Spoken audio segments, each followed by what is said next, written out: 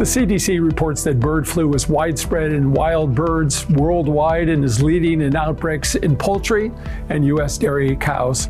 There have been several recent human cases involving dairy and poultry workers. What do you need to know now? Will this cause the next pandemic? We don't know. But I can tell you with certainty there will be another influenza pandemic, and we're very ill prepared for one if it were to happen now. And so we do need to keep a very close watch on what's happening with the current H5N1. Our guests are going to fill us in on the latest. Dr. Michael Osterholm has nearly 50 years of investigating infectious disease outbreaks and public health threats. Apoorva Mandavilli reports on science and global health for the New York Times with a focus on infectious diseases, pandemics, and the public health agencies that try to manage them. I think one thing that's been really frustrating for me as a reporter is the lack of communication from federal and state agencies to reporters and also among themselves. Because one thing I reported was there were a lot of scientists wondering, are cows getting reinfected with this virus? This is Conversations on Healthcare.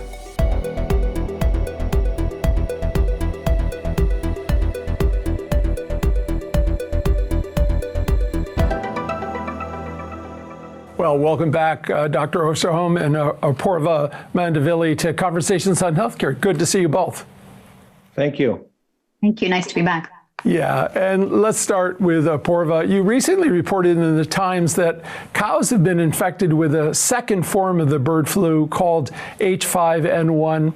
And this version of the virus seems to be widespread now in wild birds, but had not previously been detected in cows. I'm wondering if you could share more with our listeners. So just to be clear, both versions are H5N1. They're just different subtypes of H5N1. And we've been seeing one of them for over a year now in dairy cattle. And then the second one has come up much more recently, is all of a sudden in wild birds everywhere. And then we've just seen it in cattle again. So now it means we have two versions of H5N1 circulating in the country that are both capable of jumping from birds to cattle, which they've already done, and from cattle to people, which also seems like it has happened. Well, Apoorva, you've reported on the CDC posting and then deleting data on the bird flu spreading between cats and people. And there are other reports that the government is holding back a study about veterinarians who treat cattle and if they've been unknowingly infected by the bird flu virus. What can you tell us about the situation? It seems so important to get this information out there. Yeah, I think that the key there is actually the fact that we haven't had the information, the fact that cats may be transmitted to a person and that maybe a person transmitted to a cat. That in itself is not super surprising because we expect if they're in close proximity, maybe there's a way that that could have happened. But the fact that we don't even really fully know because we haven't seen the full paper, what I wrote is based on one data table that happened to be by accident, maybe on purpose, who knows, in a paper about wildfires in LA and the air quality. That table just happened to be there for a very brief period of time, and I happened to get a hold of that. So all of that information is based on that one table. But really, as Dr. Osterholm will say, I'm sure, we need to see all of the data to see what exactly has been going on there. And do we need to be more worried? Do we not? It's impossible to say without seeing the rest of the bird flu papers that we've heard are at the CDC, but have not yet seen the light of day. Well, Michael, you say that we need to see the data because in part you're the director of the Center for Infectious Disease Research and Policy at the University of Minnesota. You stated that we should be surprised, or we should not be surprised that a new spillover to cattle, given the very significant activity in waterfowl across much of the United States. And you have somewhat of a graphic way of explaining that. Remember, we're a family show here. I wonder if you could share that with our audience.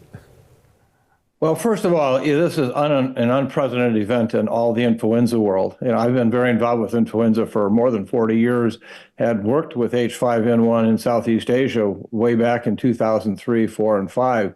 And have worked with it ever since. And what's happened is in the last 3 years, we've had a brand new strain of the H5N1 emerge.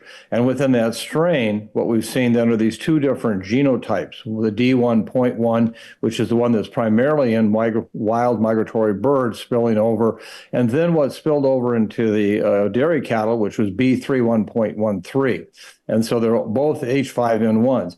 What's really challenging right now is for us to understand what's happening in cattle, because we've seen very little information from the USDA over the course of the last month as to understand what's happening there. There appears to be only limited, if any, new human infections in that area, but we're now hearing about additional new infections in Nevada and California in cattle.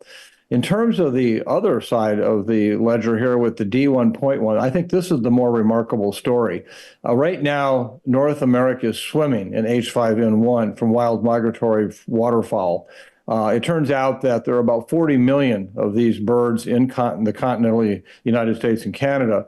And normally you would think of migratory birds leaving from northern Canada, northern states like Minnesota, and heading to the south to the Gulf and so forth. But that's changed over recent years as more and more warm bodies of water have been made by man, either electrical generating plants or heating plants. In addition, large sewer lagoons that are operating from cities, as well as even large dairy cattle operations where the water never freezes.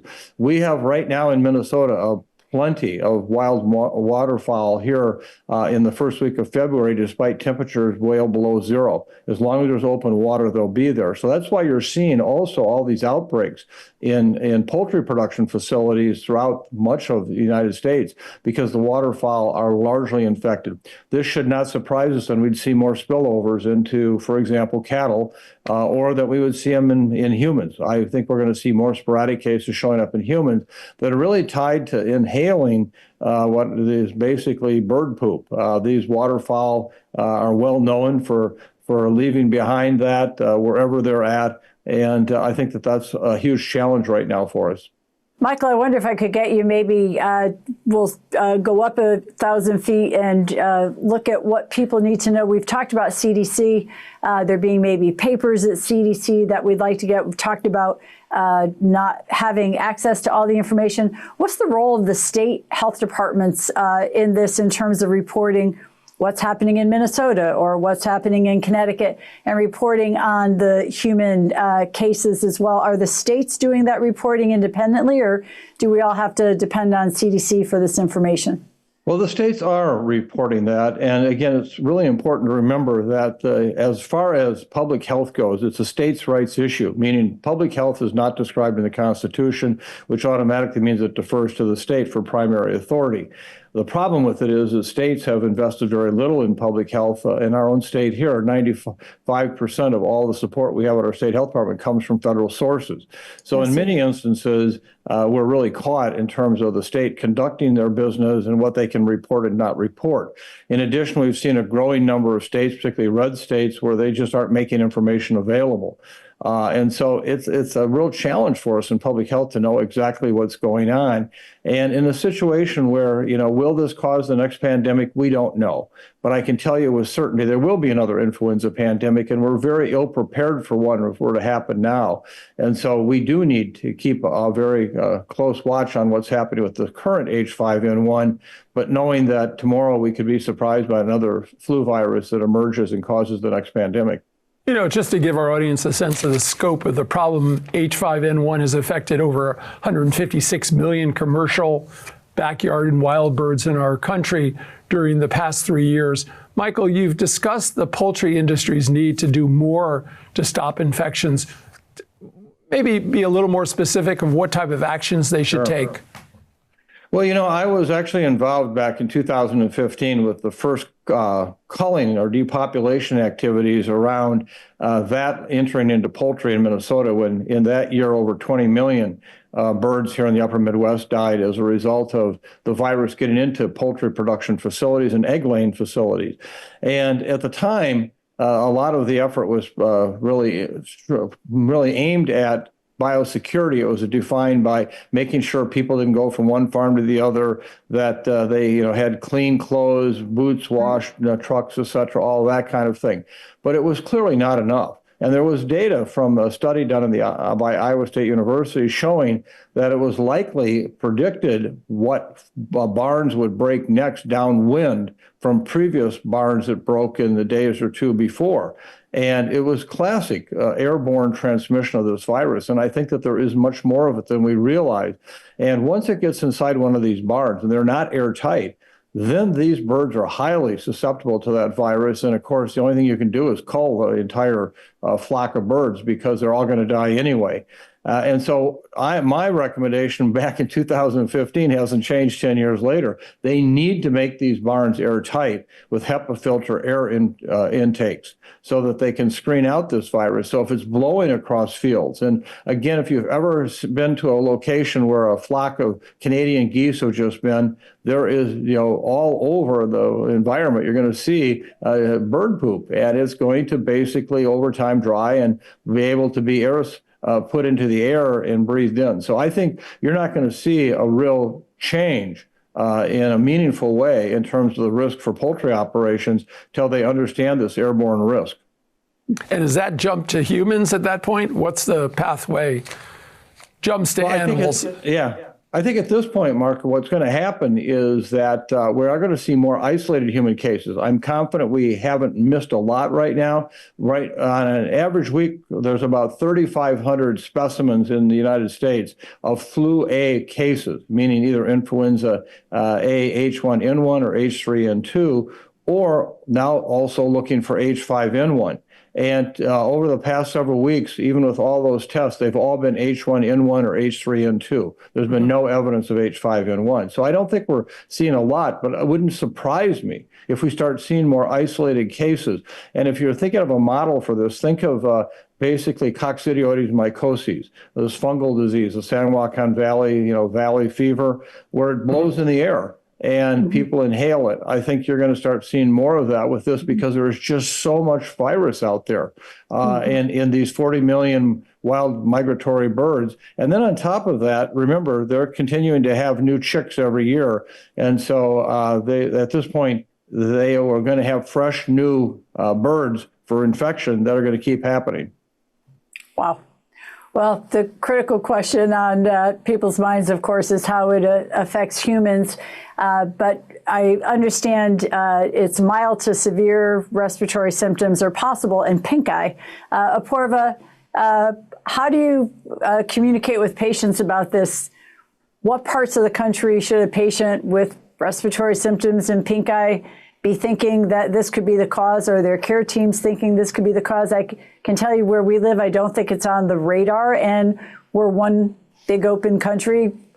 Kind of imagine it's got to be all over the country at this point. Tell us about that.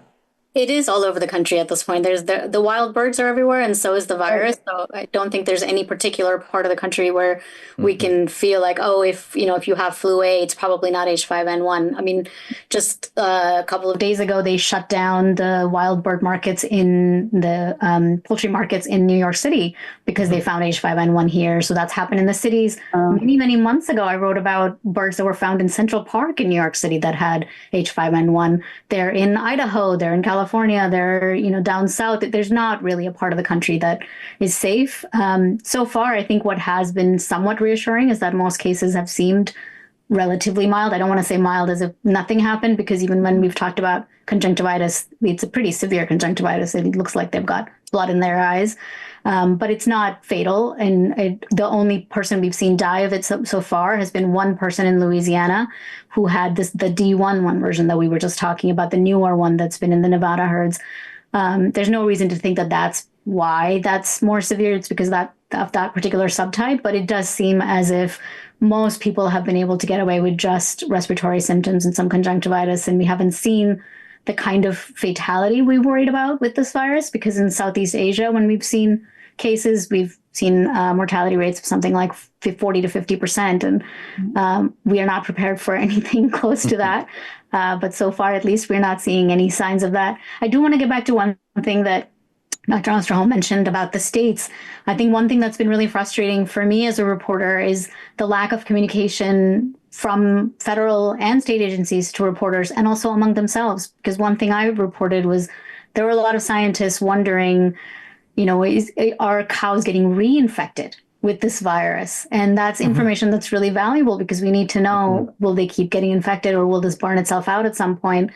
And apparently there was a reinfected herd in Idaho, maybe more than one, but that's not information that came from the federal government. And in fact, when I went to ask them that, they said, oh no, we don't know of any new herds infected in Idaho since October. Meanwhile, Idaho is saying they did find them in November and that those were reinfections. So that lack of clarity, the confusion, the lack of communication between federal and state, all of that has been extremely frustrating to follow along what's going on. Maybe to both of you, and while this is an issue across the country, it's really not a kitchen table issue at this point, except I noted in the above the fold in our statewide paper today, the headlines was egg cost bringing turbulent times. It was really talking about the $7.50 on average cost for a dozen eggs, maybe hitting to $15 in June. Walk me through what the crosswalk might be from that reality to getting people more educated about what's happening. What's your sense of what it should be a kitchen table conversation, but often isn't around healthcare, but certainly the economy of this is taking a big toll, right? Right. And if I could just comment on the human side, then I'll comment on the egg side. People are very confused. You have CDC saying that this is a very low-risk situation for humans, and you had a state like California declaring a public health emergency over this issue. And guess what? They're both right.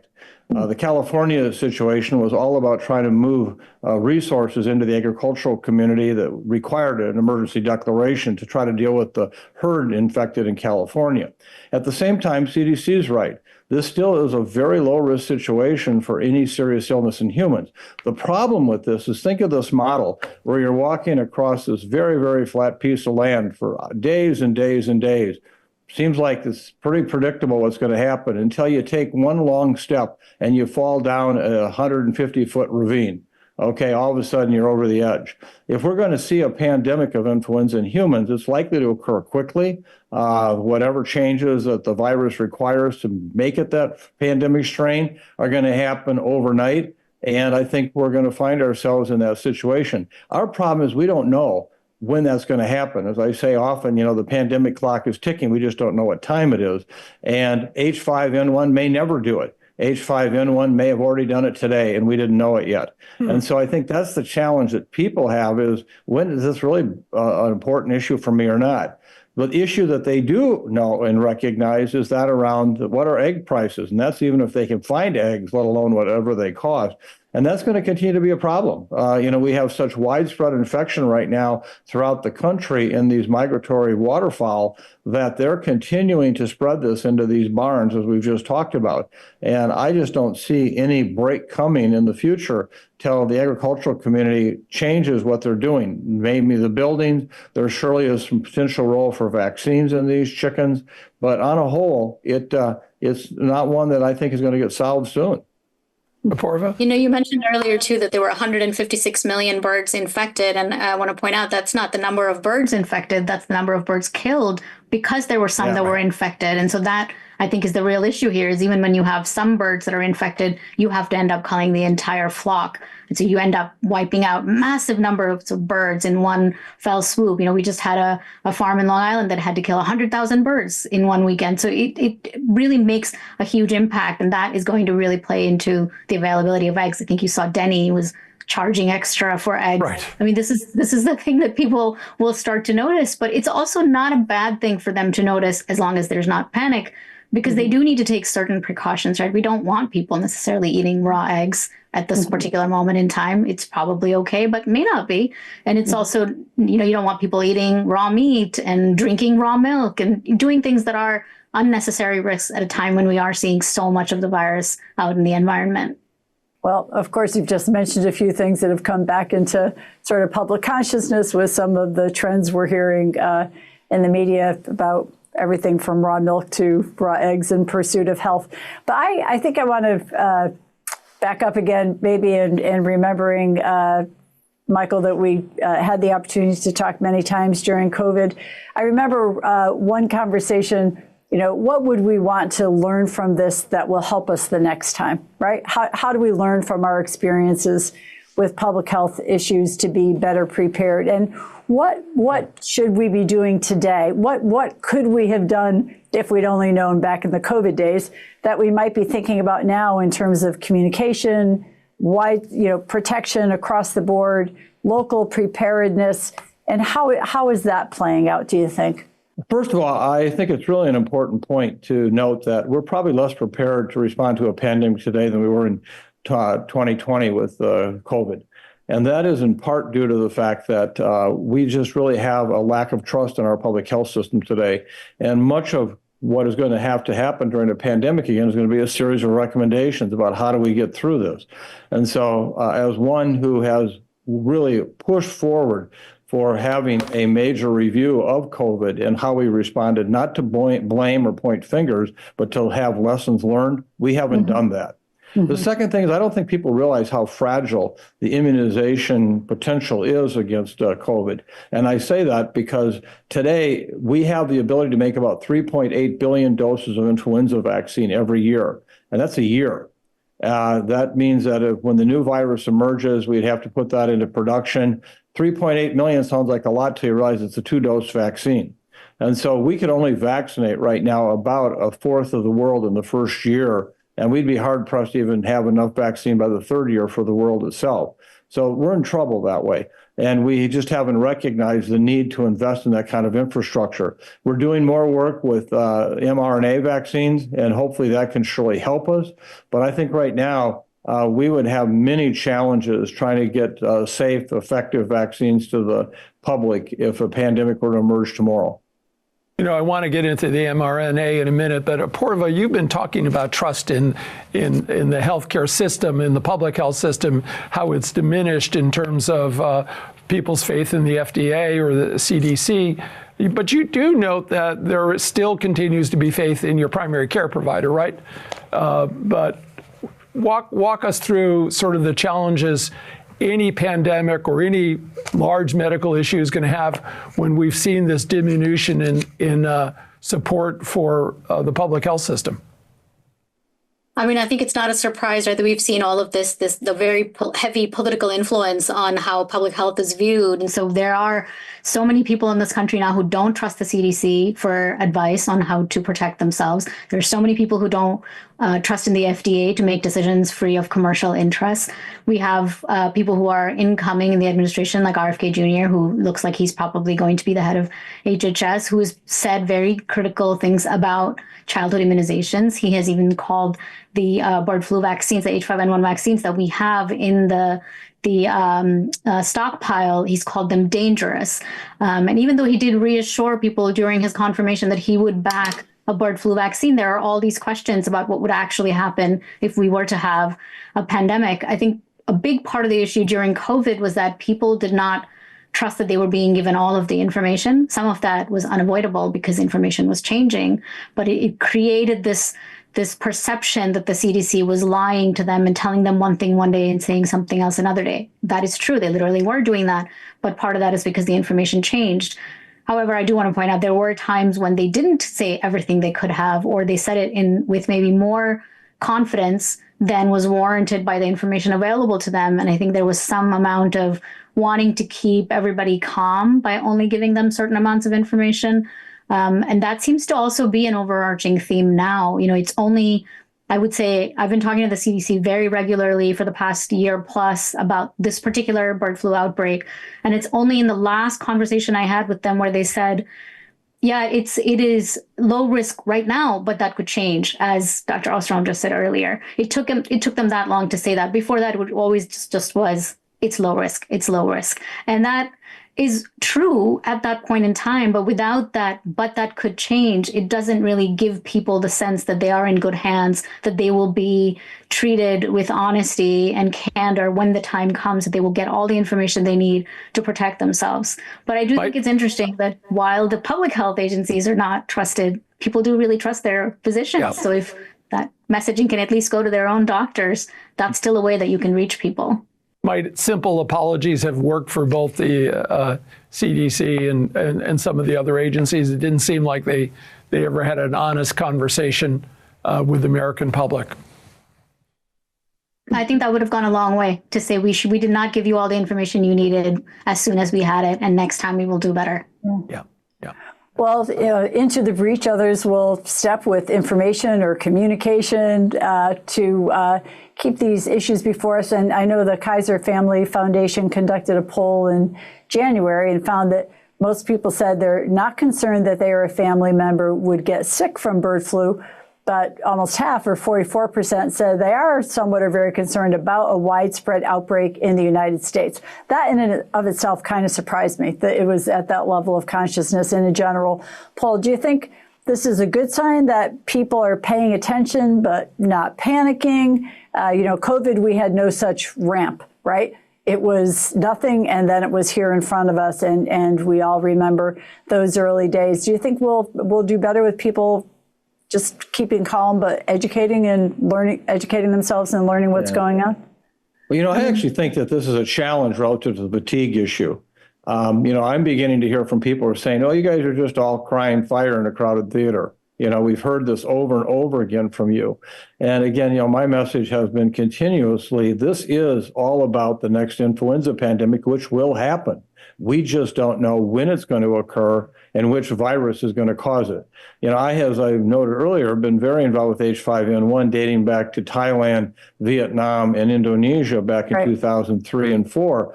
In 2012, I was on the National Science Advisory Board for Biosecurity, where two researchers brought data to us saying we're only one mutation away from this virus causing the next pandemic. Then we saw in the Nile River Valley in 2015-16, 150 plus cases in duck farmers. Half of them died. Oh, now it's going to do it. And actually, it was really from that time until really 2 years ago that there was the quietest period for H5N1 in the entire history since 1996 and 97. And so I think even those of us who work on this issue very closely don't really know what it means. Will it, in fact, basically become the next pandemic? So that's hard to convey to the public. So my message to the public is we got to be ready. It is going to happen. We will have a pandemic. I just don't know which one it's going to be. I want to be slightly more optimistic there and think that maybe because people are familiar with the flu, because they're familiar with the 1918 pandemic, because they know that there is an idea of another flu pandemic.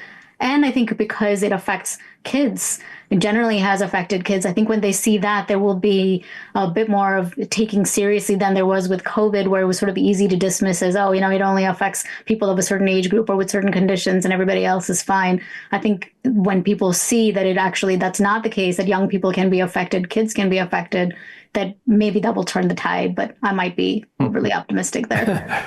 Is there any best practice that you're seeing around the globe, anything at the EU or World Health Organization in terms of how they're addressing this issue that we might learn from? Not that we're going to learn from other parts of the world sometimes. We tend to be stubborn here, but where might we look? I think right now the Europeans are way ahead of us in terms of vaccinating poultry and successfully holding back infections from really evolving inside the poultry industry. Now, that doesn't take it outside of the wildlife, though, of course. We're still seeing a substantial amount of virus there. But I think we have lessons to learn from them about potentially using poultry vaccines. President Trump has appointed Gerald Parker to be the new head of the White House Office of Pandemic Preparedness and Response Policy. Can we take this as a good sign? Because previously the president said he wanted to shut the office down. Yeah, I think it's a good sign. Someone who's worked with Jerry for the last 20 years, I think he can bring some important leadership there. And I think the fact that the office still exists is obviously very important. We're not talking to the WHO right now. And we're also not talking to the CDC. The CDC is not allowed to talk to anybody. So those are some big obstacles that we would need to get past if we had something serious to deal with. I would agree. And I think the other issue is realizing the time-sensitive nature of this interview. We're all on bated breath right now. There's going to be a major reduction in force at CDC. There surely appears to be every indication that's going to occur. And should that occur, like Apoorva just said about WHO, these are going to be major challenges in terms of maintaining public health activities, major challenges. Right. Well, we appreciate that we are still talking with you and want to thank you, Michael and Apoorva, for joining us. Thank you to our audience for being here. Just a reminder, be sure to subscribe to our videos on YouTube, find us on Facebook and X, and please do share your thoughts and your comments about this program. Take care and be well. This This copyrighted program is produced by Conversations on Healthcare and cannot be reproduced or retransmitted in whole or in part without the express written consent from Community Health Center, Inc. The views expressed by guests are their own, and they do not necessarily reflect the opinion of Conversations on Healthcare or its affiliated entities.